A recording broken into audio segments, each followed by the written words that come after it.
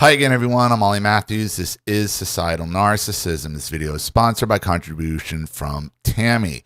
Before I get to Tammy's video, please go to the description box and click on the Rumble link. I ask everybody to watch over there as I'm still monetized, and it'll help out with the channel. So Tammy sent in a black-pilled video for me to review as well. This one's on Rumble, though. So... not that these videos I ever have too many problems with copyright or anything. Occasionally if there's music on it or something. But it doesn't happen if it's on any other sites like Rumble or BitChute or anything like that. I actually prefer, if you have a video for me to review and it's on multiple platforms other than YouTube, I prefer the non-YouTube version because those don't get copyrighted for some reason. So... movie we've all seen a million times. Die Hard. Here we go. Begun to do, and that is why I did what over the Christmas weekend, I did what many people have begun to do, and that is watch a movie that the popular culture has been recently promoting as a nostalgic Christmas film. There's the argument. Yeah, that's the old argument. Is it a Christmas movie? Is it not a Christmas movie? It's not really a Christmas. It happens at Christmas, but it isn't a Christmas movie. The nostalgic Christmas film that is Die Hard. Ah, yes. Nothing says Christmas like Die Hard. The first installment of the Die Hard series came out in 1988, and it begins with Bruce Willis playing the protagonist, John McClane, landing in Los Angeles on Christmas Eve. He's flown in from New York, where he works as a police officer, it will soon be revealed, and the reason that he's there is to see his wife in L.A. His wife, who is a strong, independent woman. She left him, moved across the country to California, for her career, and because he was just too much. Yet he has to keep coming and save her in every movie. She has found a way to satisfy her ambitions in a way that being a cop's wife or a mother to her children could never accomplish. She has found a high-paying desk job at a globalist corporation, every little girl's dream. John McClane, unable to handle or compete with the success of his strong, independent wife, was left behind in New York, but has decided to see if he can patch things up, and has come to see his wife and children for Christmas. One of the first jarring... And understand, he wasn't even he had rank. I think he was a lieutenant, even in the first movie. He was a lieutenant. I mean, NYP lieutenants are you got rank in NYPD, at least back then. You were somebody. It mattered. Signs that we are in a different time period is that we see John McClane is carrying a gun on an airplane. This is well before 9/11, back when air travel was a lot simpler. John McClane also lights up a cigarette while he's inside the airport near baggage claim. Another sign that 1988 was a little bit different from the America that we live in today. Like I've said this before, we were a much better society when we could smoke cigarettes everywhere. It just was. We were just a better society and a happier society and a more social society. And you might say to yourself, well, it's better now that smoking is banned indoors. I don't want the smoke from other people to affect me. And many people will say that without understanding that that's precisely the same logic the left has used to whittle away at your freedoms one by one. Well, your smoke is affecting me. Well, your speech is affecting me. We see another sign of the times when the film takes us to the office where John's wife works. It's a Japanese multinational company. You gotta remember, by the late 80s, the Japanese had begun to dominate and even decimate many American industries. And you can see this reflected in many movies of the late 80s. No longer were televisions, radios, or even cars designed and built only in America. They were made in Japan, sometimes exclusively in Japan. And it was beyond that, like owning an American car, buying American. At that point, it was like you were buying garbage. You were made fun of for driving an American car, for having an American electronic like RCA or any of the other American brands. Like they were known, like it was American electronics was garbage, American automotive was garbage, anything made here was garbage. You wanted Japanese everything.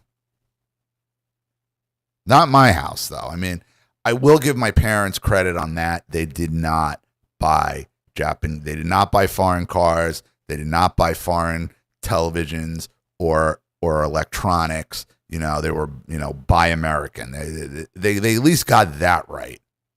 And that was hammered in by my, by my father's father, my grandfather, who fought in World War II. And, two Purple Hearts. He couldn't hear the national anthem. He would bawl like a baby. Not that he didn't want to hear it. Like anytime he heard it, he would just start bawling like a baby. And the country meant that much to him. Japan having been rebuilt by America after World War II, and then used for high IQ cheap labor by American capitalists shortly after. The Japanese learned quickly that they could easily outcompete their American boomer counterparts. And it was only a matter of time before they dominated many of the industries that America had pioneered. But why was that? Why was that? Why were they able to do it? Why were we no longer able to compete with Japan and in these other foreign countries? Because what did the United States have that Japan didn't in the 80s? Labor unions.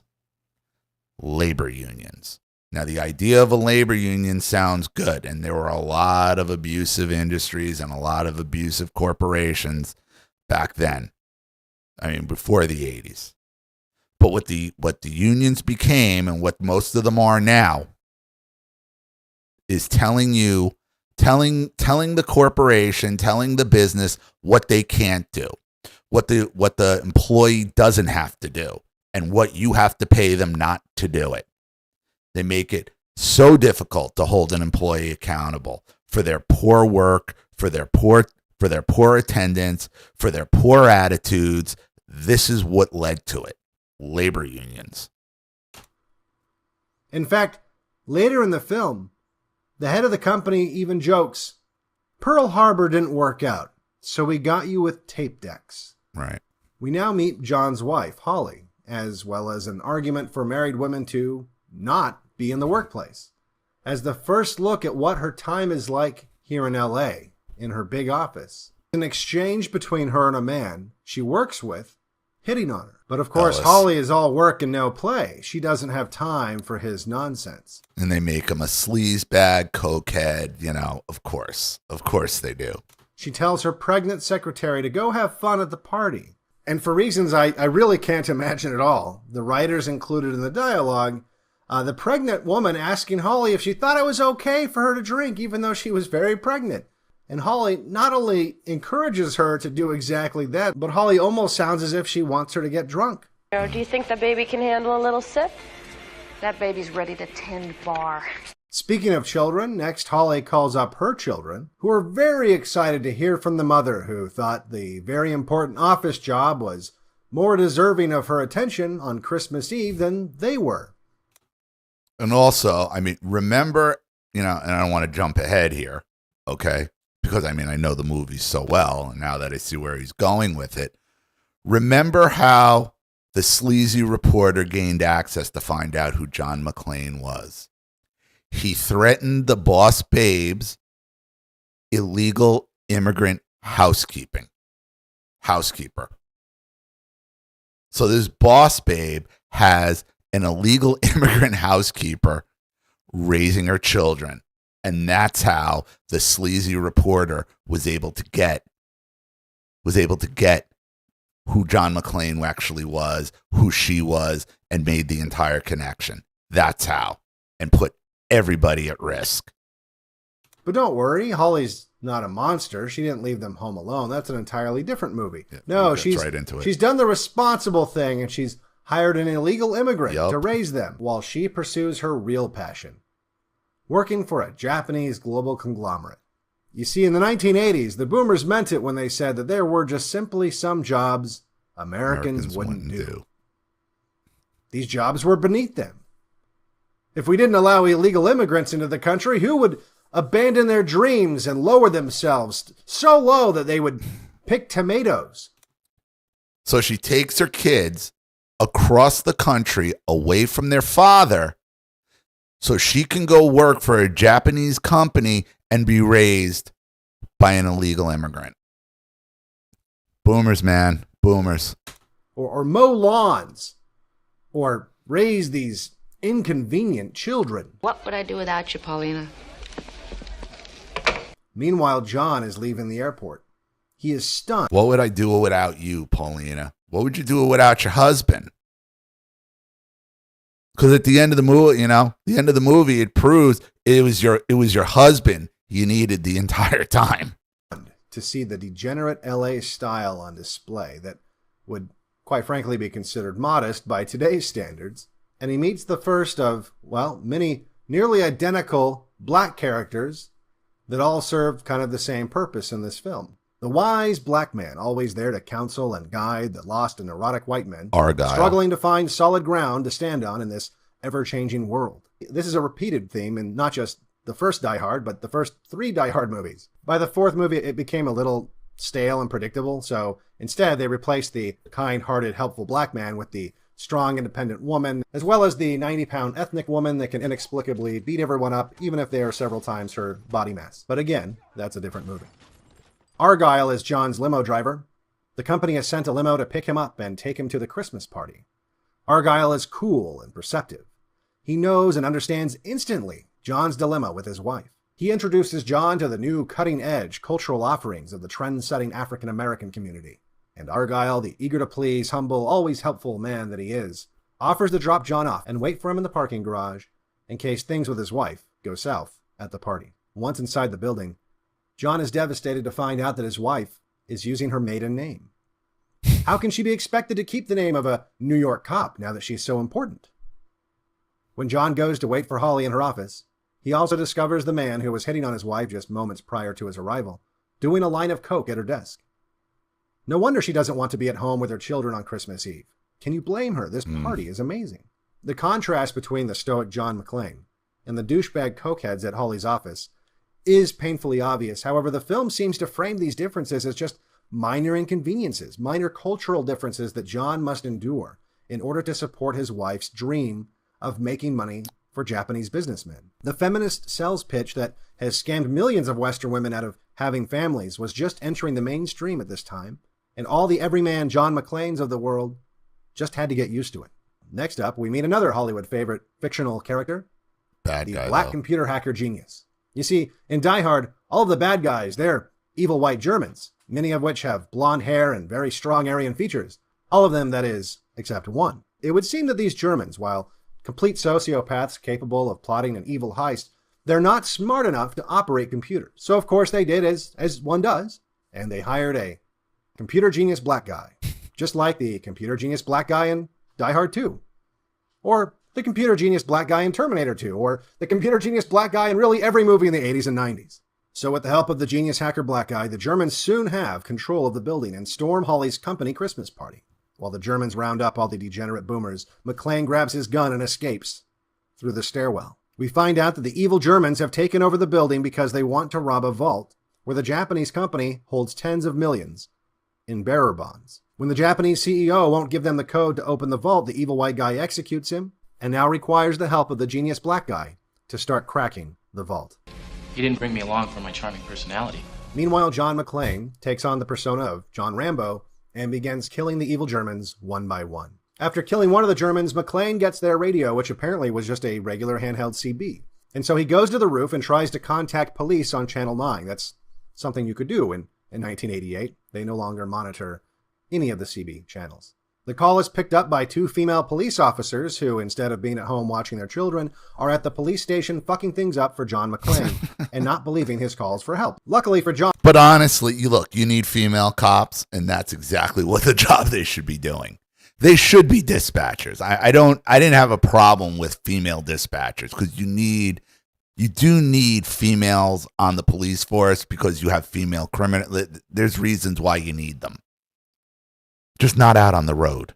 Though, they finally decide to send over a cop when they hear what sounds like gunshots coming across the radio. The cop they decide to send over is another wise, friendly, down-to-earth black guy. At first, he doesn't see anything amiss, but John drops the body of one of the Germans on his car to get his attention. The Germans open fire, but he escapes, and he calls the police station to let them know what's going on. Sadly, all that happens is a bunch of incompetent, argumentative white cops show up, who, of course, proceed to just fuck everything up. If only they would just listen and take seriously the smart, wise black cop. Meanwhile, John's wife, Holly, flexes her big girl muscles and gets the Germans to give the hostages bathroom breaks. This scene, which really has nothing to do at all with the plot, exists only to showcase how strong and capable this woman is in the face of the evil Germans, and to serve as a contrast to her weak, incompetent male coworker, who also tries to deal with the evil Germans in his own way, but is disposed of later in the film. Outside, the stupid white cops continue to screw things up, and won't listen to the genius black cop, which leads to getting many members of the SWAT team killed.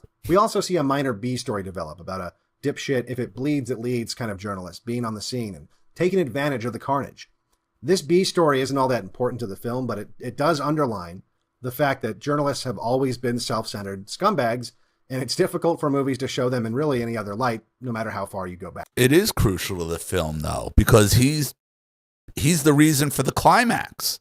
He's the reason why Hans Gruber figured out Holly Gennaro was really Holly McClane. So he is crucial to the story.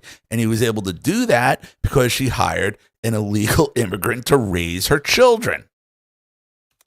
Another reason this movie specifically goes after the media is you have to remember who the target audience was for this film. The target audience for this film was working class, conservative white boomers. And believe it or not, the conservative white working class has never trusted the media because, quite frankly, the media has always tried to destroy them. So portraying the media as scumbags wasn't just an easy thing to do. It was a necessary and effective way for the film to get on its target audience's good side, the working class white guy boomer. That's why in this film, and in so many movies like it, you see this repeated theme over and over and over again. We're all in this together. We're all on the same team. The working class white guys and the working class black guys. Our differences are just superficial. At the end of the day, we're actually the same. We're all here to fight the power and, of course, the evil Germans. Hello, John McClane. Countless black and white buddy films using this exact same format. If you want to know how successful this propaganda... But even in that one, Simon Gruber, that was the third one with Samuel L. Jackson, when they figure out, when McClane figures out there was no bomb in the school, because that's how they were right, because they told him there was a bomb in one of the New York City schools. He laughs. Gruber then laughs at him. He goes, I'm a soldier, not a monster. He's like, I'm not going to blow up his school. And it was on the white working class boomers. All you have to do is talk to a boomer today about race. You'll know exactly how successful this propaganda was. And now back to the movie. Eventually, the FBI shows up and takes over the situation. Davey. The two agents in control. Agent Johnson and Agent Johnson. It's Agent Johnson. No, the other one. I mean, there were some funny lines in this movie. But, the thing about this, back in the 80s and before that, before this total takeover of Hollywood, the CIA and the FBI were always portrayed as incompetent and corrupt. And weren't even that far off, to be honest with you. Are a douchey, stupid white guy and, you guessed it, a calm, cool, collected black guy. But the evil Germans aren't fazed one bit. The FBI showing up was part of their plan. The genius computer hacker black guy needs them to cut the emergency power to the building to disable part of the vault. And they know that that's part of the FBI protocol. You ask for a miracle, I give you the FBI. In hostage situations. So the FBI shuts off the power, the vault opens, and the Germans that John McClane hasn't killed yet gather up all the bearer bonds. While that's going on, the evil white dipshit journalist finds out where John McClane's kids live and threatens the good, illegal immigrant with a call to immigration if she doesn't let him interview the children. Yep. Whose mother decided to leave them with an illegal immigrant on Christmas Exactly, Eve so that she could feel important at her company Christmas party. The interview airs and the evil Germans see it on TV. They put together that the guy that's been killing them all night is the father, and that cunt with the poofy hair is their mother. So now they have a hostage. And of course, because this is an action movie and there's a ton of shit going on and lots of stuff that I'm skipping over, but the short version is the white FBI guy is a massive douche and wants to go in guns blazing, just like when he was in Nam with a helicopter. Yeah, but the black guy wasn't the black Agent Johnson wasn't much better.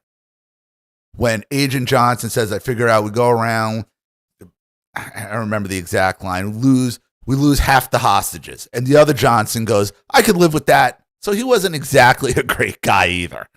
And he gets everyone killed because it was all part of a trap that the Germans had set. While that's going on, John McClane kills most of the remaining Germans, and the genius black guy, who is trying to escape using a fake ambulance so that he can escape in the chaos, is stopped by the only man smart enough to stop him, the wise limo driver black guy.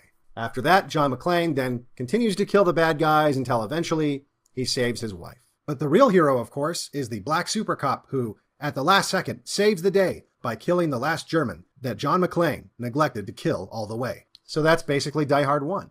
Subtle and sometimes not too subtle subversion stitched between shots of explosions, heroic feats, and fights to the death. In the end, our hero gets the girl that chose a career over being his wife and mother to his children, but right now, in this moment, she feels safe in his arms.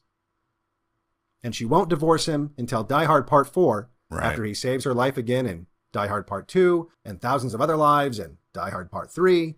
But in this moment, she feels safe with him, and he's bought himself a little bit of time before, once again, she stops feeling satisfied being just a simple cop's wife. For Black Pilled, I'm Devin Stack. Yeah. If you like my videos, make sure you like and subscribe. I never liked her as I'm like, why does she keep leaving him? Like, again, like, you understand what they were trying to do with this movie, but even with them trying to do it, they show the folly of their own ideology. That you want to be this boss babe, you're going to endanger you're going to endanger your safety, you're going to sacrifice your loved ones and your children, and they refuse to see it. And they just refuse to see it. So interesting. Very interesting. I'm going to leave it there. Thank you, Tammy, for the contribution and clip. I really appreciate it. Thank you to everybody watching. Please leave any opinions in the comment section below. And again, if you want your story read on the channel, you have a topic you'd like me to cover, something you want to expose, you'd like to set up a Skype, a phone call, have a private video made, you'd like to sponsor a video like this for someone who needs help and can't afford it, or just make a contribution to the channel in general to keep it supported, growing, and successful, because this channel survives 100% on contributions from all of you. Without you guys, all this goes away. So if you like what you see here and you want to see more videos like this, you know what to do to either the Cash App, Zelle, PayPal, and email links in the description box below. Also, please like and share this video wherever you can. Subscribe to my channel if you haven't, and be sure to click the subscription bell to be notified of all my video uploads. Also, be sure to subscribe to both my channels on Rumble. If you haven't watched the video over there, please do. Even a click helps. Follow me on X and Telegram as well. I'm Ollie Matthews. This has been Societal Narcissism. Take care, everyone.